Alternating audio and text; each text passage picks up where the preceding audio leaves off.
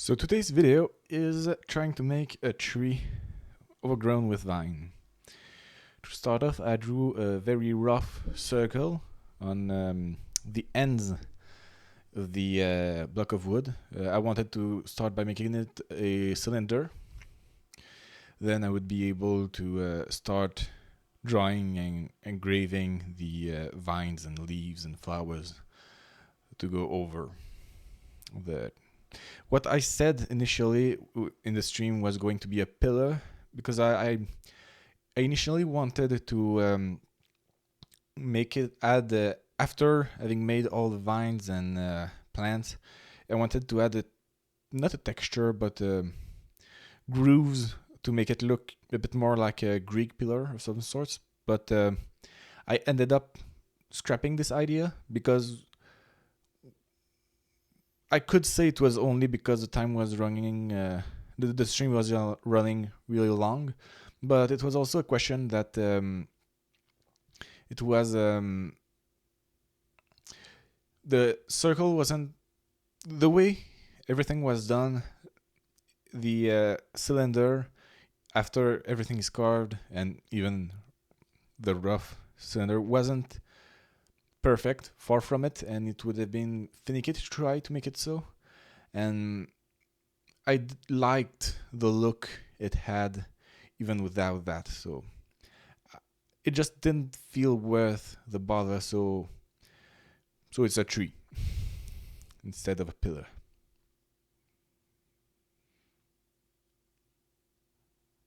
So the first step, making a cylinder. It was, I wouldn't say hard to make the cylinder initially, since it was just a rough cut and I didn't really care the how close it was to perfection. It was a fairly easy process. The difficulty is mostly once I start needing to connect, to smooth out in between the corners, because I first removed the corners because that's where the marks were and it was easy.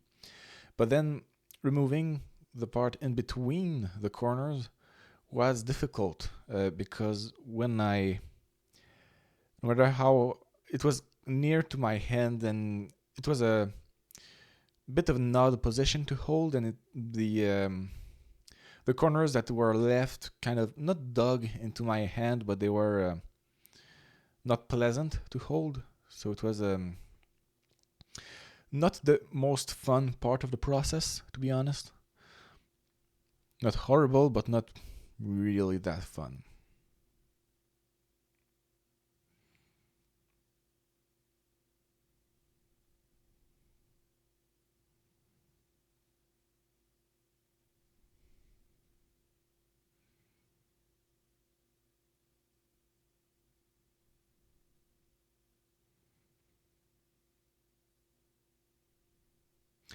I had decided to do this because when I was editing the video for the shark, I realized that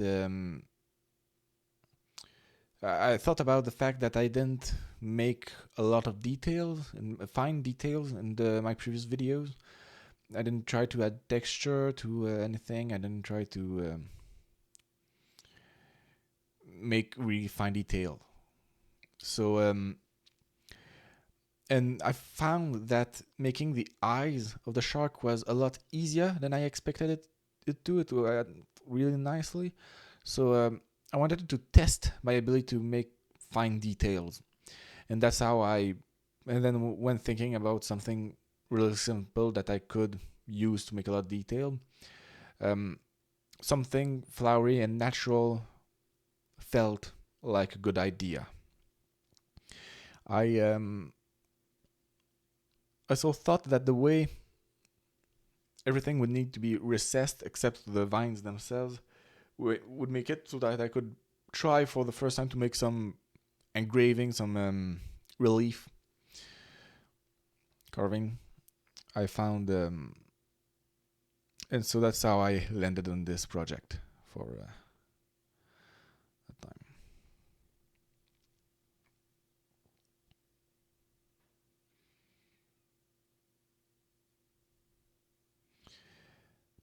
when I first started the stream, this base that I made around the old center, I wanted to add a grass texture to it. But when I reached the end of the streams, I thought to myself, I thought that it would be, it wouldn't add a lot, and I wasn't confident that it would look good with the rest of the piece as it was. So so that line ended up just being a ground plane or something. I tried to draw the vines somewhat randomly and in a way that I felt filled the space nicely and with a logic. So these vines and flowers aren't based on any real plants. They're just the intent. They're the idea, the what I see when I think flowery vines, and when I try to simplify it so that I can make it. So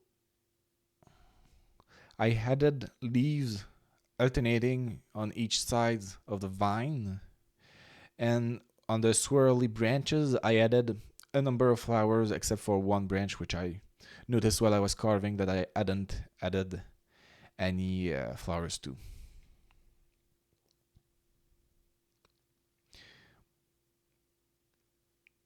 These drawings that I'm making right now, these marks, at some point in the video I had to redraw them because I cut it out when I was editing, but during the streams I'd traced over part of it in order to because the marks had the drawing had disappeared while I was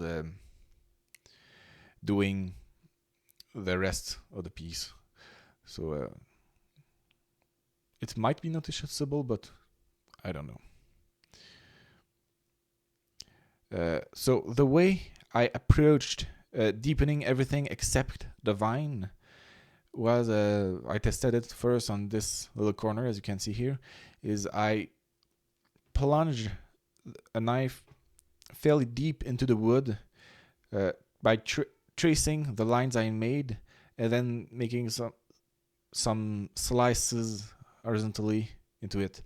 That way I was pre-planning all of the cuts I would have to make in order to finish in order to deepen the portion. It went well on the first go, so I decided to keep on going that direction for the rest of the project. I don't know if it's the simplest and best way I could have used. It was the natural way to me. It's the first idea I thought of, and since it went well, I didn't really bother trying to find an alternative way. Probably something to revisit eventually.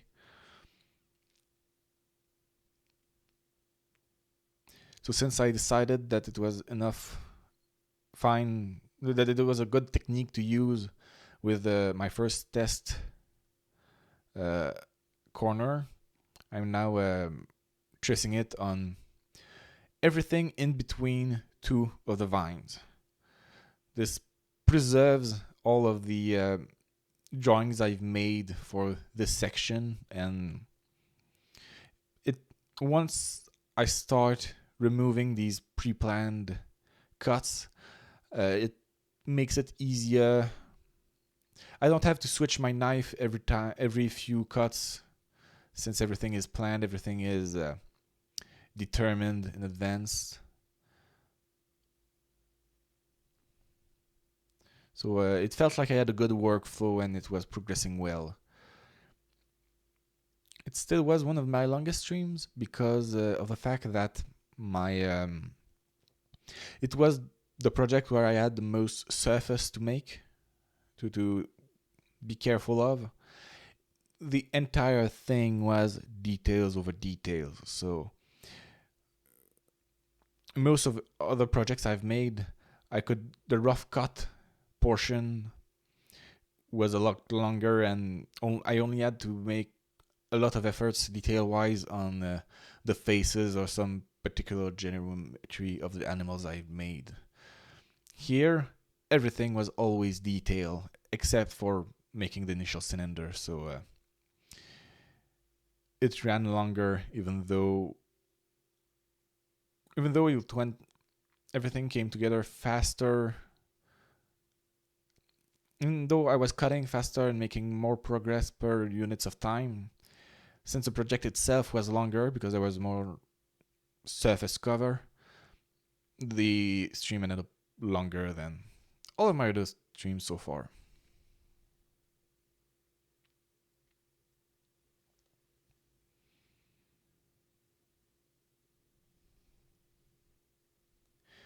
One other thing I liked with this project was that it was mostly freeform, so I didn't have to bother as much as I did in the previous times with the amount of effort I had to put into make sure I followed the plan.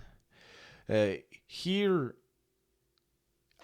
since I prepared my cuts before I started really removing matter, whenever there was a hit, whenever my knife slipped on and cut bits of what was needed to be preserved, I could just use my finger to push down the bit that was lifted up and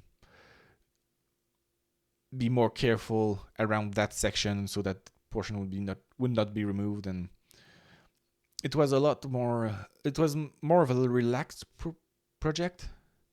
And since it was not meant to be symmetrical at all due to the fact that it's a random pillar, I also didn't have to bother I just didn't have to look at portions I'd already carved nearly as much as I did with all of my other projects so far, because animals, those I'd chosen at least, they are mostly symmetrical, so I had to look at the other side of the piece frequently in order to make sure that I was not cutting too far, that I was on the right track, that I didn't have to do some perfections on the other side and things like that. So this one was a lot more relaxed and freeing. I think I'll try to think about something else that doesn't need to be symmetrical. Maybe not as freeform as those vines because that I really threw randomly, but it felt more fun to not have to care as much about the portions I had already carved.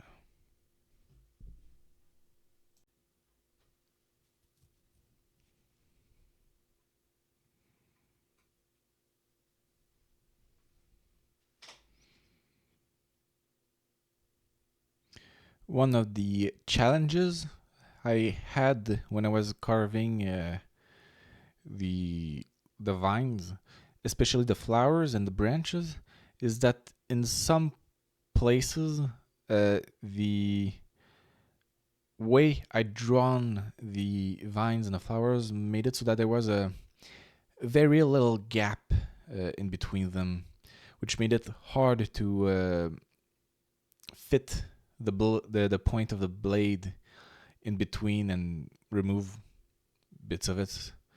And one of the gripes I have about this project is how I chose to make the flowers.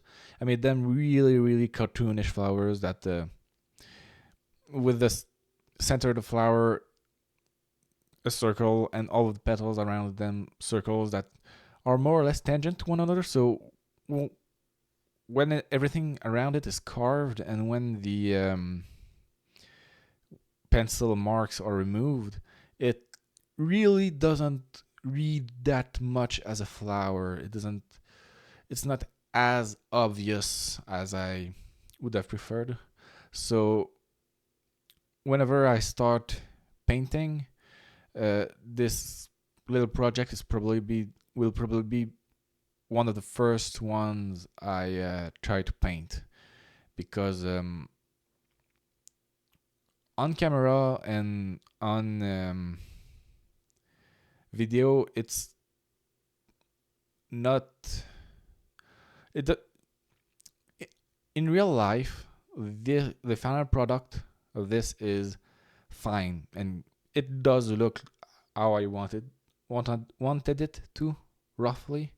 But on camera, it's not. It doesn't read as good, as it's not as obvious what it is at first glance digitally, and even in real life, it's a bit. I wouldn't want to place it in front of someone and just have them guess without introduction. It's. I know what it is, and someone that looks at it will know what it is, but not as easily as I would want it to. So, but all of the problems with the shapes that are not definable the way I drew them in 2D when carved in 3D, all of that will disappear if I paint the vines green and the flowers the color I would then choose to paint them as. Since it's not a real flower or anything, I could go a bit wild with them. Though I don't think I would paint. I'm speculating about what I will end up doing. I don't. But I don't think I would want to paint the core of this project. I would paint vines and the overlay. No, that's not the word I'm looking for. The raised parts of the sculpture, I would paint them, the vines and the flowers and the petals, but not the recessed portion, the trunk, so to speak, because I think it looks better natural, and I might change my mind by the time I have all that is needed for me to start painting. But I guess we'll have to see.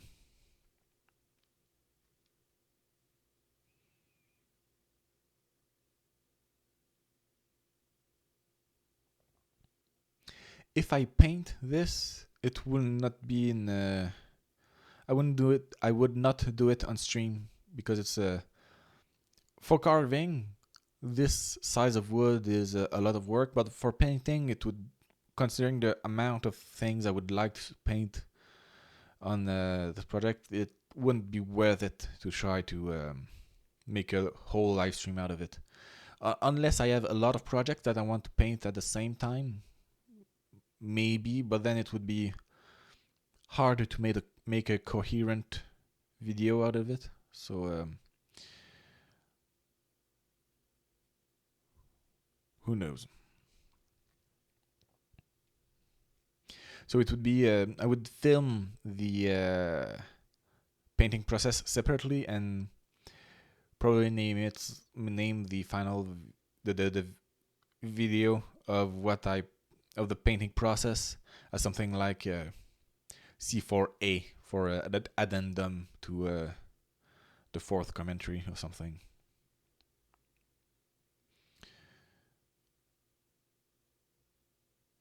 But that is for probably until the end of the year, so we'll have to see.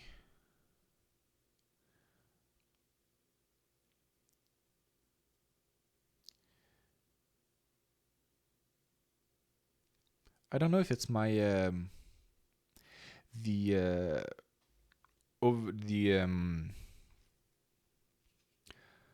I have a screen that shows me the video while I do my commentary in one take without any scripts, and I don't know if it's this window that's too small or something, this preview window, but I don't really like how it looks on camera.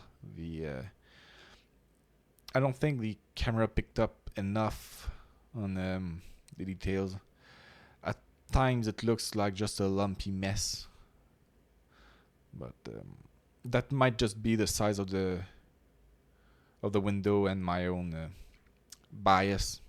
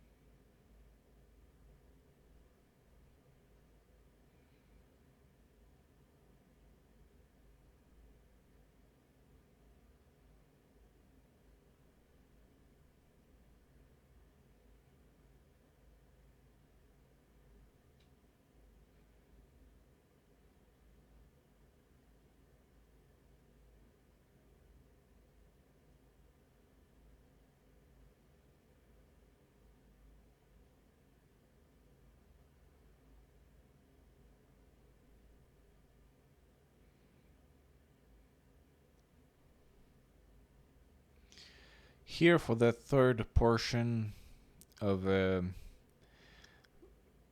deep in the fourth portion between the third section I had to draw and carve. It's accelerated faster than the previous times because, well, you've already seen me do this process twice now, so it's not as it's not interesting. It's just not. It's a bit of a waste of time if I left it at the same speed for the third time. It's when there's no significant difference in the process and how it went. So at least the tracing over portion and pre-portioning of the cuts that I chose in editing to make a little bit faster than even the already time-lapsed recording that you've been looking at this whole time. Not by much, but enough to make a significant difference in video length. I think all in all I saved something like 10 minutes in final video length from that. So that's basically an estimate. I didn't note down specifically where I was before and after I did the action of accelerating it, that specific portion. So but I feel like it was at least 10 minutes saved. There are parts that I've cut because especially with that last one, I think I was tired and maybe didn't pay attention as much as usual to to my monitor. So I often would carve fully off screen without any real without it's garbage footage that we can't see anything, so it's pointless to leave it in. So there are places that are just randomly cut. That may be why, because I drifted down too much.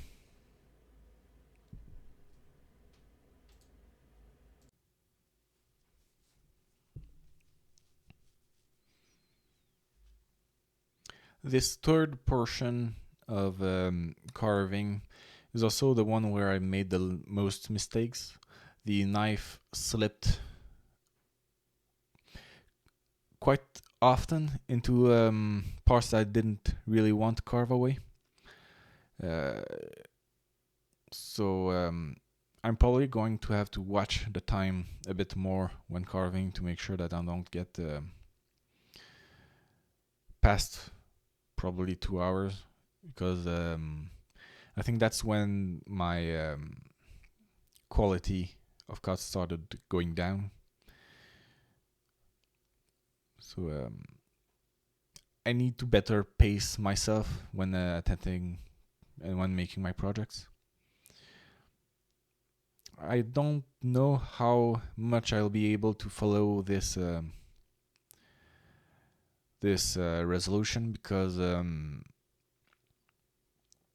I really don't want to make multiple streams for the same project right now, and it would give me too much editing work for one video. It would be tiring.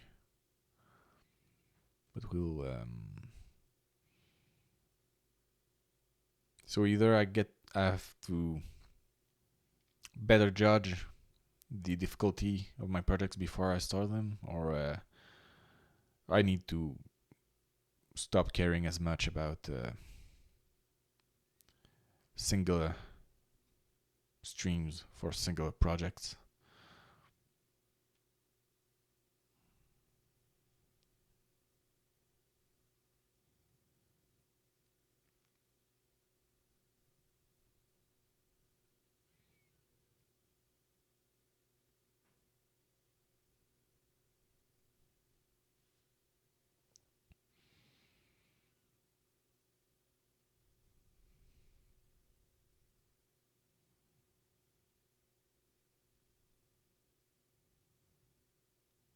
This one was mentally taxing more than it was physically taxing.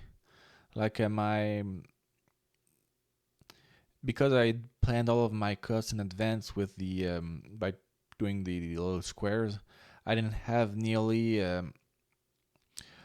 the cuts afterwards. With the cuts went well. They weren't. I didn't have to put as much force into the knife as I usually would. So my hands were, well, they were getting tired, but not as much as when I did the chicken or the beaver, for example. It was a more mentally taxing project to have to care about small details for so long.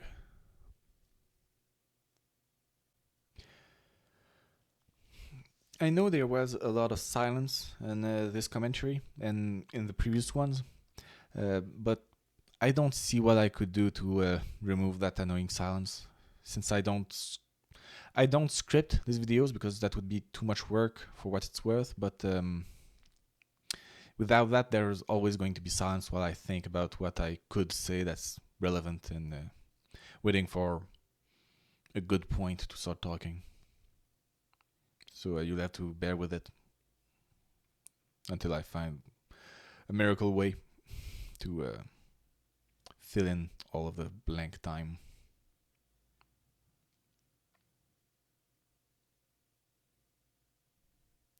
So now we're at the end. Here is the final product.